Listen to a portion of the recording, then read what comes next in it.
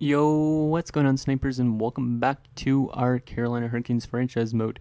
So last episode we finished up the season. We didn't make any trades at the deadline, and we actually managed to make the playoffs with a pretty bad record, going 40, 31, and 11. We're up here against the Tampa Bay Lightning, who we've played this is our third time up against them in 5 years. They're definitely a scary team, offensively minded team as well, and defensive core is kind of dropping off a bit, but they still got Hedman, they still got Sergachev, they got Cal Foot, so it's still a really scary D-core. And then their goaltending, obviously, in Vasilevsky is definitely scary too, so should make for an interesting series. So I was also checking I didn't show you guys this in last episode, but the Sens actually did manage to make the playoffs with that last spot in like the last wildcard spot.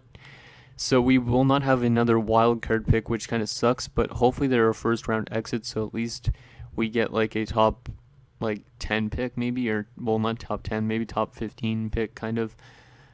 So let's see what happens here against the Tampa Bay Lightning. They went 50, 27, and 5 during the regular season, so this is going to be probably one where we're not gonna win. I don't think. I think we're gonna be a first round exit, but if we could somehow get past this again, then maybe we have a chance at going far again this year. You never know. Okay, so let's get into game one at the Amalie Arena in Tampa Bay. We won't have home ice at all during the playoffs because of our record. So first period, and wow, okay, we're leading 1-0. Somehow we solved their defense already, and that's Sebastian Aho beating Vasilevsky from the face-off dot area. Shots are 12-11 in favor of the Bolts. Second period, and it is 3-1. Wow. Was not expecting us to score this many goals in the first game in the playoffs against this team. Reeder will tie the game up, but then the Cass gives us the lead late, and Anderson gives us a 2-goal lead. So all those 3 goals come in like 2 minutes apart pretty much. So third period underway. Can we lock this down?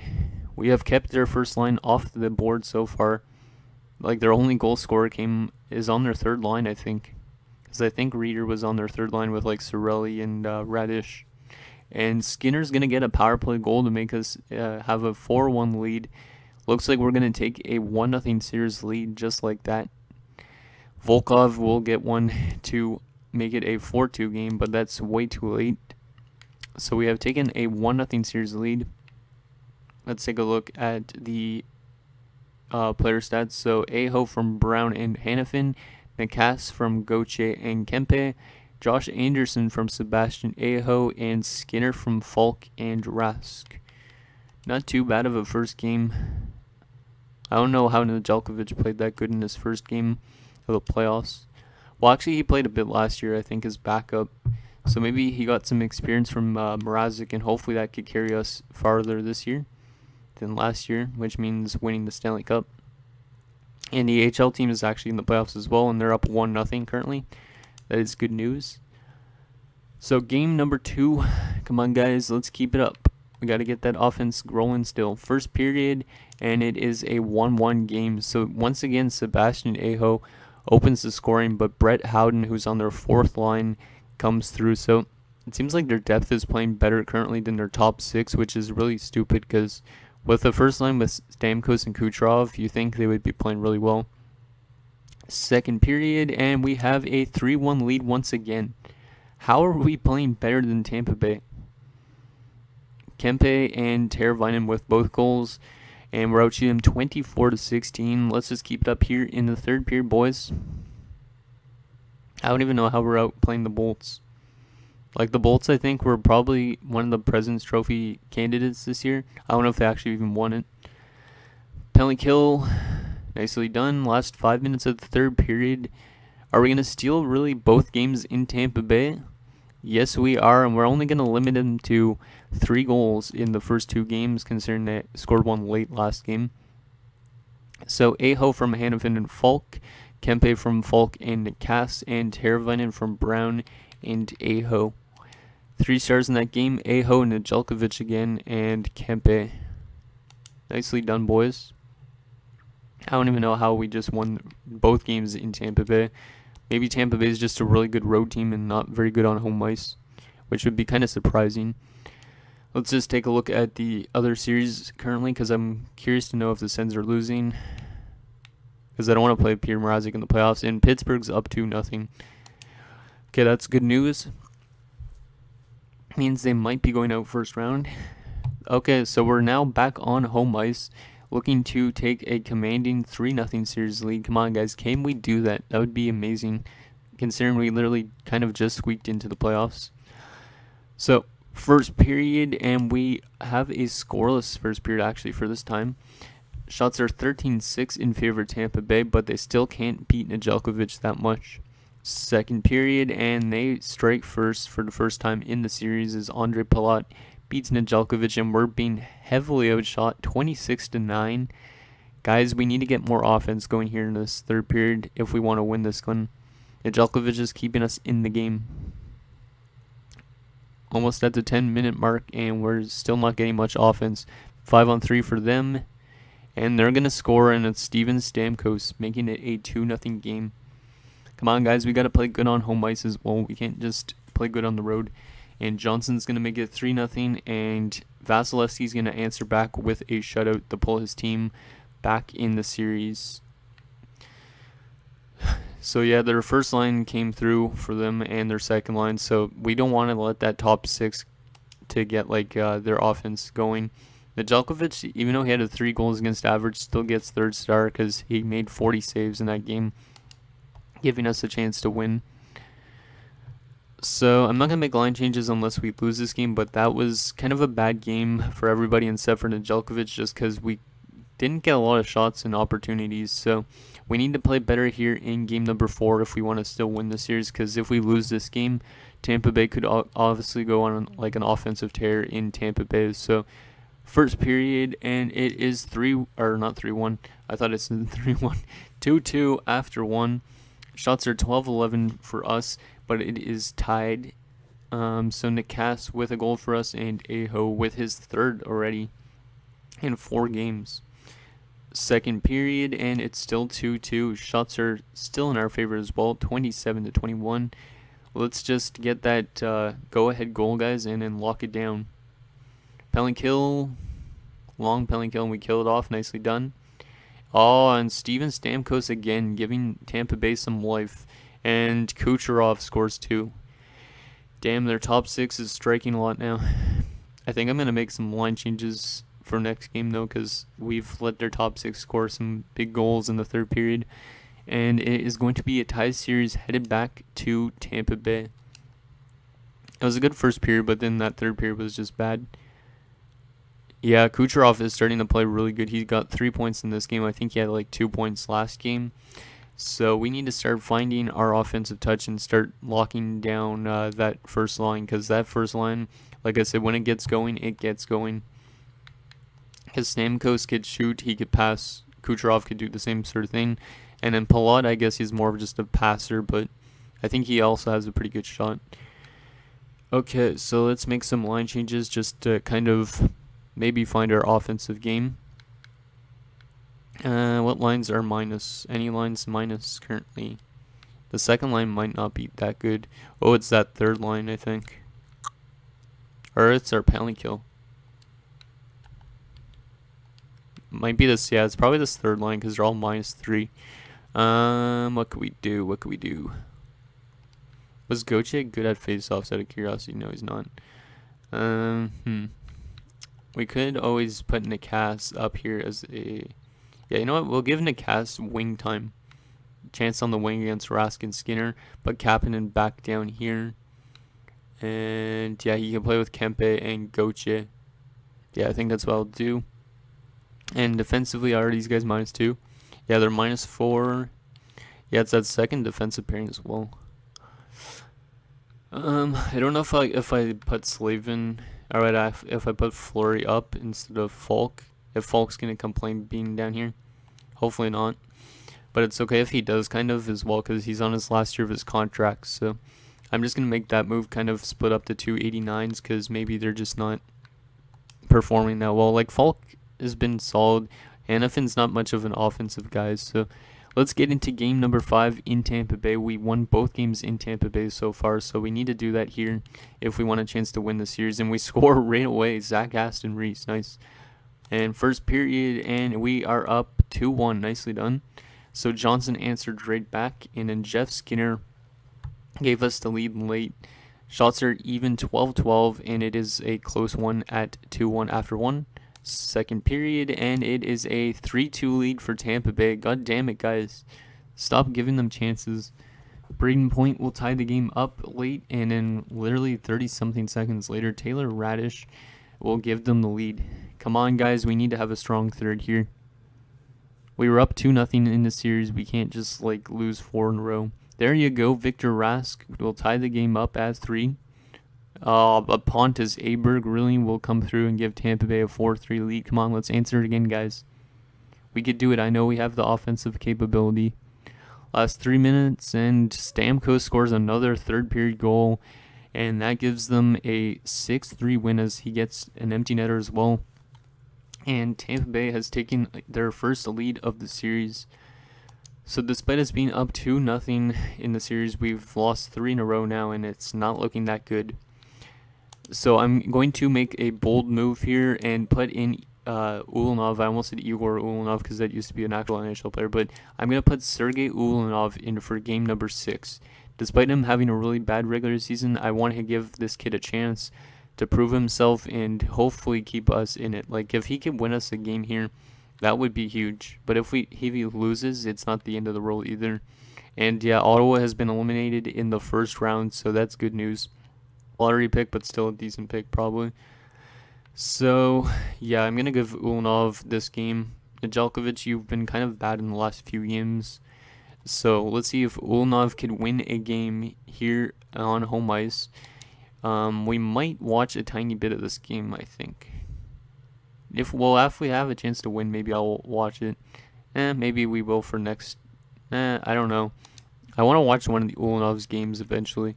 So let's get here into game number 6. Ulanov, please do us the best. We're going to real-time sim the entire game.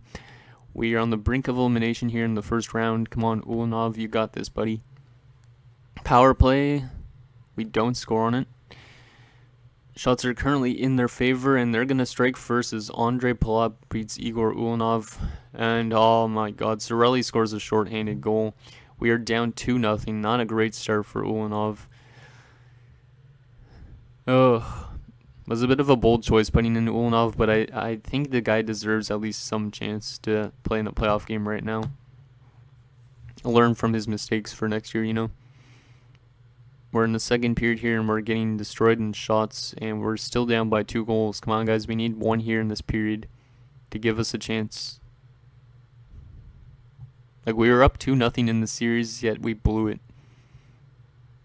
And we are going into the third period down by 2 still. Shots are 21-16 in Tampa Bay's favor, but Ulanov is still kind of giving us a chance in this game. We need to strike here early. Come on, power play, and then we don't score. This is not looking good. Looks like we're going to be going out in the first round this year, which is a very big bummer considering we were just in the Cup Finals last year. And looks like the rebuild is about to begin pretty much. And we are going to be taken out by the Bolts in round 1 by a score of 3-0 in game 6. So, yeah, Stamkos basically carried his team back into it. Like, that first line wasn't clicking for, like, the first 2 games, but, like, the next 4 games they played out of their mind, and that's the reason they won the series, I think. 3 stars, Vasilevsky, Palat, and Stamkos. Well, Vasilevsky also had 2 shutouts in this series, I think, alone. So, yeah, Vasilevsky was a big reason why. So let's take a look at the player stats for that disappointing first round. Unfortunately, we couldn't just get it done. Nedeljkovic didn't perform as well as I would have hoped him to. But next year, Ulanov will probably be our starter, and hopefully he can play good in the playoffs, like he did kind of for that game, actually. So Aho was almost a point per game. Nobody actually was a point per game. But it seems like, yeah, that third line is the reason we lost, mostly. In terms of goaltending, yeah, Nedeljkovic was not actually good at all in the playoffs. He had a good regular season kind of, but yeah, just well, actually maybe not a good regular season. He had a good rookie season last year, but yeah, this was a very good or very bad playoff performance from him. And Ulnov, not that good of a game actually. 955 save percentage. I don't know why it's that high. He still made like 20 something saves, didn't he? Oh, what? No, I believe he faced 29 shots. Didn't Nedeljkovic come in and replace him after Ulnov led in those 2 early goals? He must have. That's weird. Huh. It's not a good performance actually from Ulnov. No, I didn't even realize Nedeljkovic played the rest of that game. Considering Stamkos just got an empty netter, so the only goals let in that game were by Ulnov. But what are you going to do? So I guess we'll sim up to the draft now. This episode's currently 16 minutes. Okay, we could continue simulating for quite a bit. So we're going to send out our scout. Might as well go to Sweden. Sweden's not actually as good as everywhere else. Let's go to Finland, find maybe a good Finnish defenseman. I don't know. I don't even know what we want to get this year at the draft, because now we probably have like the 15th, 16th overall pick. Ottawa probably has pretty low pick as well, 15th, 16th as well. So we're probably gonna have like almost back-to-back picks in the middle of the first round, which is pretty decent, I guess. Helps out with the rebuilding process. I'll also show you guys the progress reports. So the Tampa Bay Lightning end up going on and winning the Stanley Cup. So we actually lost to the best team again for the second straight year. So that's not that bad. Lee Valley won the AHL. So Tampa Bay is the Cup champion. Interesting. Not a surprise really, because with their team, they were really deep, but they came back from a 2-0 deficit. Who did they beat in the finals, out of curiosity? They beat the Anaheim Ducks, and then they also beat Pittsburgh and Boston. Damn. Interesting. Awards for this season. Did we get any awards? President's Trophy went to Pittsburgh this year. Interesting. So Patrick Kane, Patrick Laine, John Klingberg, Patrick Kane, Vili Sarievi. I don't even know how he played that good. Wait. That was in his rookie season, though. What the hell? That's so weird. Andrei Vasilevsky gets the Conn Smythe. Andrei Vasilevsky gets the Vezina and the Jennings, cleaning up on goaltending awards. Petrovic gets the Masterton. McDavid gets another Selke. Patrick Laine gets the Lindsay. And Ovechkin gets the Richard. AHL-wise, any of our players get any awards? No. Nobody got awards down there either, so not necessarily a good year for your Carolina Hurricanes. Let's continue simulating up to the draft to see the draft lottery results, even though we don't have a lottery pick this year. Scouting assignment again. Let's see. Let's go to... No, let's just go back to Canada again. There you go. Hopefully we could pick some good players this year again, because we've had really good luck so far in the drafts with franchise goaltenders and whatnot. So Montreal has got the first overall pick, followed by Florida, Calgary, Toronto, Philadelphia, Vegas, Detroit from Colorado, Buffalo, Nashville, New York, San Jose, Columbus, New York, St. Louis, and Minnesota. Damn, so Minnesota, after losing to us, went into like a bit of a rebuild. So we did not lose anybody to retirement, and then, yeah, no goalies either. So, yes, a good year as well for that. Anybody in the rest of the league retired. Yeah, so Joe Thornton decides to finally hang them up at age 42 with 1,606 points, followed by Marlowe, who almost played 2,000 games in the NHL. Wow. At age 42. Eric Stahl retired. Henrik Zetterberg retires with the Flyers. Rick Nash retires. Bertrand Pavelski. A lot of the older guys. Wow, Brandon Dubinsky already retired. Damn, that's weird. But I guess he's not that young. And then in terms of goaltending, Roberto Luongo finally decides to hang them up with over 100 shutouts, almost 600 wins. Wow. Lundqvist retires as well. Craig Anderson retires. Niemi, etc. Okay. So now the last thing we got to do is check the progress reports and see who grew this entire season, I guess.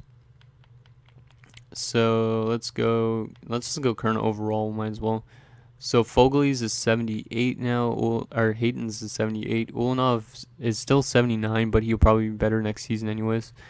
Doesn't look like much else in the minors. And then in terms of the AHL, actually let's go modified.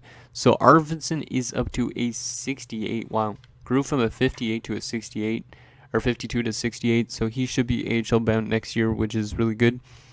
So that's another top defensive prospect. Gibbs up to a 77, so he should be NHL bound next year. I'm interested to see how he plays, considering his offensive awareness is an 88. Damn, didn't realize that. And he's actually got not that bad defensive awareness either, so this guy might be a really good offensive player. Steves is up to a 60. Emery a 58. Woolley, bloody blah. Whitmore 68. Another good prospect. Poye is a 72. Steen is up to a 66. Nicely done, franchise goaltender. Erzberg is up to a 70. That's our high top 9. First is up to a 75 still. Not bad. Okay, so it's been a pretty good year for growth in terms of prospects. So I still feel like this team could potentially, after next year, be a very good team come like next 2-3 seasons. Like, I think we could contend a lot this entire GM mode series. So that is that. And our final thing I forgot to show you guys, I guess, the draft class again. I haven't checked it actually in quite a while, so I don't know if there's any exact elites that we want to pin. So there's the exact elites that go in the top 3. Is there any late round exact elites? Because we have the probably like the 15th and 16th or something overall picks. Undrafted exact elite. Woo! Sorry if that was a little loud for you guys, headphone users. I don't know. But Brian Ward, undrafted, and he is listed exact elite. Even though he's a defenseman, he's got a good stick checking and stuff like that. This guy could be a very good steal. So I am definitely pinning that guy. Probably will draft him in the 7th round. There's also this guy in the 7th round that's exact elite. We could potentially take him too. So I'll pin those guys for later rounds. In terms of the first round, this guy might be pretty decent as well. Yeah, it's going to be probably a really good draft again, I think. Looks like a lot of top 6 players and top 4s and whatnot. So I think this should be a good draft. Hopefully the one that we get from the Sens is a pretty good player. But yeah, I think definitely this is one of the guys I will draft in next episode, in Brian Ward. So anyways, guys, that is going to do it for this episode of our Carolina Hurricanes franchise mode. So next episode, we will have the complete offseason and look to potentially get back to the playoffs again. If not, we might just go on a rebuild for the next couple of seasons and then find your way into the playoffs again after that. So thank you guys so much for watching. See you guys next time.